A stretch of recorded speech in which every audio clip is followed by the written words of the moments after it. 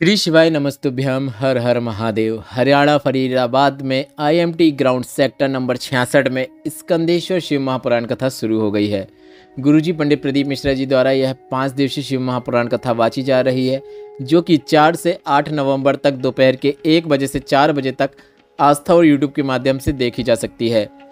आज दूसरे दिन की कथा में गुरुजी ने 20,600 नदियों में स्नान करने का पुण्य आपको कैसे प्राप्त हो सकता है वह बताया है। इसके साथ ही कार्तिक माह में गुरुजी पंडित प्रदीप मिश्रा जी ने सभी से बिल्कुल नया मनोकामना पूर्ति उपाय करने को कहा है, जिसे हम आपको इस वीडियो के अंत में करके भी बताएंगे। आज वीडियो में हम आपको 6 नवंबर मतलब कल दीपावली के 6वें दिन मतलब कार्तिक माह के शुक्ल पक्ष की पंचमी तिथि, जिसे हम लाभ पंचमी के रूप से भी जानते हैं, और इस दिन गुरुजी पंडित प्रदीप मिश्रा जी ने सभी से अपने घर में कुछ विशेष स्थानों पर शुभ और लाभ लिखने को कहा है। कैसे लिखना है, किस तरीके से लिखना है, कहाँ कहाँ लिखना है, उसकी जानकारी हम आपको गुरुजी पंडित प्रदीप मिश्रा जी के अनुसार इस वीडियो के माध्यम से देने वाले हैं। आज स्कंदेश्वर शिव महापुराण कथा में गुरुजी ने बहुत ही उपयोगी जानकारियाँ दी थी। इस वीडियो में हम पत्रों को शामिल नहीं कर पा रहे हैं क्योंकि हम बहुत लेट हो गए हैं, इसलिए आज के इस वीडियो में हम आपको कुल 6 उपाय और उपयोगी जानकारी बताएंगे, जिसमें अगर आपने आज की कथा नहीं सुन पाई है तो आज की कथा की संपूर्ण जानकारी शामिल है। इसलिए आप वीडियो अंत तक देखें ताकि कोई भी उपयोगी जानकारी आपसे ना छूटे। बढ़ते हैं आज की कथा की पहली विशेष जानकारी की ओर। कथा शुरू होते ही गुरुजी ने कहा, आजकल लोग अपने घर में ऐसे पड़े रहते हैं जैसे आईसीयू में पड़े हों। चेहरे में कोई मुस्कान नहीं होती है, बल्कि आपको रोज ऐसे उठना चाहिए जैसे आपकी रोज करोड़ों की लॉटरी लगी हो। बढ़ते हैं आज की कथा की दूसरी विशेष जानकारी की ओर। गुरुजी ने कहा, सब जीवन में सुखी रहना चाहते हैं, तो अगर आप जीवन में सुखी रहना चाहते हैं तो 3 चीज़ें करना शुरू कर दीजिए। पहली चीज़ है शुक्राना, मतलब शुक्रिया अदा करना। दूसरा है मुस्कुराना, जीवन में आपको हमेशा मुस्कुराना सीखना चाहिए। तीसरा है किसी का दिल नहीं दुखाना। अगर आप शुक्राना, मुस्कुराना और किसी का दिल नहीं दुखाना, यह तीनों चीज़ें अपने जीवन में धारण करते हैं तो यह आपके जीवन को धन्य बना देते हैं। बढ़ते हैं आज की कथा की तीसरी विशेष जानकारी की ओर। गुरुजी ने कहा, 20,600 पवित्र नदियों में स्नान करने में जो पुण्य प्राप्त होता है वह हमें किस प्रकार से प्राप्त हो सकता है, क्योंकि कोई भी ऐसा नहीं है जो 20,600 नदियों में, जो कि पूरे पृथ्वी में है, उसमें स्नान कर पाए। पर शिव महापुराण की कथा कहती है, अगर आप बेलपत्र के पेड़ के नीचे जल अर्पित कर रहे हैं और उसी जल का छींटन बेलपत्र के पेड़ के नीचे ही स्वयं के ऊपर कर रहे हैं तो आपको 20,600 नदियों में स्नान करने का पुण्य प्राप्त हो जाता है। इसके साथ ही गुरुजी ने जानकारी दी, और शंकर भगवान पर चढ़े हुए जल का छींटन स्वयं के ऊपर करने से, या फिर उस जल का आचमन करने से, या फिर अपने घर में लाकर उस जल का छींटन घर में करने से हमें 20,600 नदियों के साथ साथ तालाब, बावड़ी और जितने भी दिव्य कुंड हैं, सभी प्रकार के कुंडों में जो जल का स्नान करने से, जल का छींटन करने से हमें पुण्य प्राप्त होता, वह हमें शिवलिंग पर चढ़े हुए जल का छींटन या फिर अपने घर में छींटन करने से प्राप्त हो जाता है। बढ़ते हैं आज की कथा की चौथी विशेष जानकारी की ओर। अब आपको हम वह उपाय बता देते हैं जो कि गुरुजी पंडित प्रदीप मिश्रा जी का बताया कार्तिक माह का सबसे विशेष मनोकामना पूर्ति उपाय है।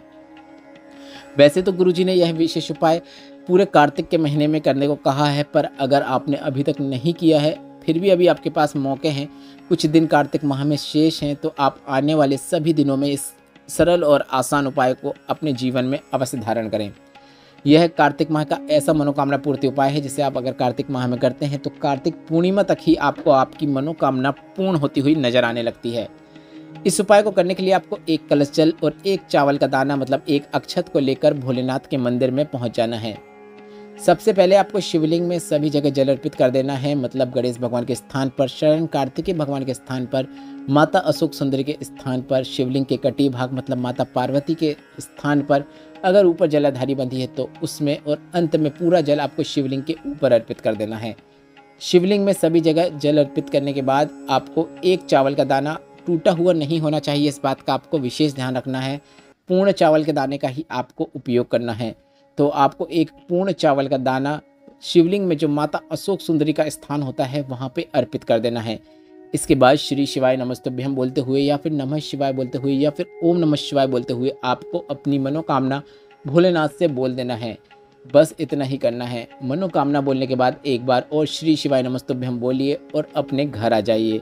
यह काफ़ी अच्छा मनोकामना पूर्ति उपाय है जिसे आपको इस कार्तिक माह के शेष दिनों में रोज करना है। रोज़ नहीं कर पा रहे हैं तो सोमवार और प्रदोष जो आने वाले हैं उसमें तो आप अवश्य कीजिएगा, और कार्तिक पूर्णिमा में भी यह विशेष उपाय आप कर सकते हैं। बढ़ते हैं 5वीं विशेष जानकारी की ओर। गुरुजी पंडित प्रदीप मिश्रा जी की यह फरीदाबाद हरियाणा में चल रही शिव महापुराण कथा 8 नवंबर को पूर्ण हो जाएगी, क्योंकि यह 5 दिवसीय शिव महापुराण कथा है। पर इसके बाद जो शिव महापुराण कथाएं जो 2 होने वाली हैं वह लगातार 7 दिवसीय मतलब 7 दिनों की शिव महापुराण कथा होने वाली है, जो कि इसी नवंबर माह में होने वाली हैं। तो इस कथा के पूर्ण होने के बाद गुरुजी पंडित प्रदीप मिश्रा जी की अगली शिव महापुराण कथा 11 नवंबर से 17 नवंबर 2024 तक पीलीभीत उत्तर प्रदेश में हो रही है, जिसका कथा स्थल की जानकारी भी गुरुजी ने दे दी है। कथा स्थल का पता इस प्रकार है: बीसलपुर रोड, रूपपुर कृपा, पीलीभीत उत्तर प्रदेश। अगर आप पंडाल में पहुंचकर कथा सुनना चाहते हैं, देखना चाहते हैं, तो यह कथा एड्रेस था, जहां पर कथा दोपहर के 1 बजे से शाम के 4 बजे तक आपको सुनने को और देखने को मिलेगी। इस कथा के बाद जो कि 17 नवंबर को पीलीभीत में पूर्ण हो जाएगी, इसके बाद गुरुजी की बहुत ही विशेष शिव महापुराण कथा है, क्योंकि काशी में अगर शिव महापुराण कथा हो जाए, ऐसी कथा को आपको कभी नहीं छोड़ना चाहिए। तो काशी में जो शिव महापुराण कथा है वह 20 नवंबर से 26 नवंबर 2024 तक सतुआ बाबा के मार्गदर्शन पर काशी उत्तर प्रदेश में होने वाली है। यह कथा का आयोजन विठलेश्वर सेवा समिति करवा रही है, जो कि सतुआ बाबा के मार्गदर्शन में हो रही है, जिसके जजमान भी गुरुजी ने कुछ दिन पहले ही बनाए हैं। तो अगर आप यह कथा काशी में देखना चाहते हैं तो आप काशी में दोपहर के 1 बजे से 4 बजे तक इस कथा का श्रवण कर सकते हैं और देख सकते हैं। काशी विश्वनाथ के दर्शन कीजिए और कथा सुनिए, ऐसा सौभाग्य बहुत कम देखने को मिलता है। बढ़ते हैं आज की कथा की 6वीं और अंतिम जानकारी की ओर।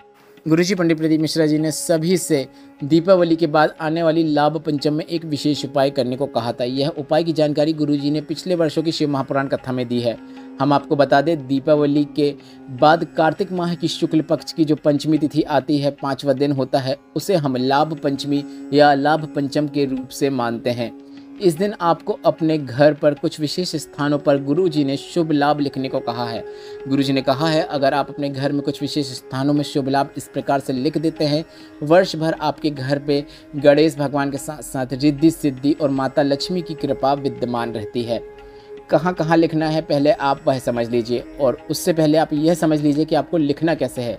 गुरुजी ने कहा, आप लिखने के लिए रोली, कुमकुम या हल्दी का उपयोग कर सकते हैं, और आप अपने हाथ की उंगली का उपयोग करते हुए भी लिख सकते हैं, या फिर माचिस की तीली का उपयोग करते हुए भी लिख सकते हैं।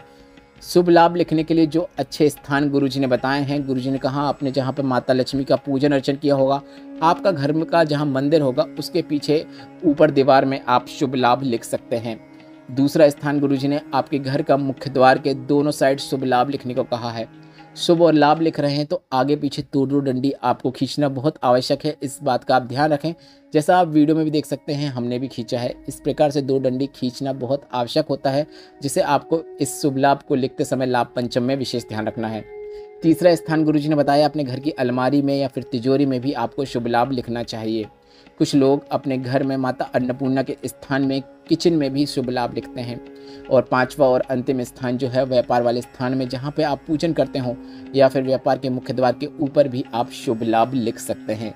आपको यह 6 नवंबर मतलब कल अपने जिन जिन स्थानों में मैंने बताया है वहाँ पर आपको शुभ लाभ लिखना है। वर्ष भर आपको कभी धन संपदा की कमी नहीं होने वाली है।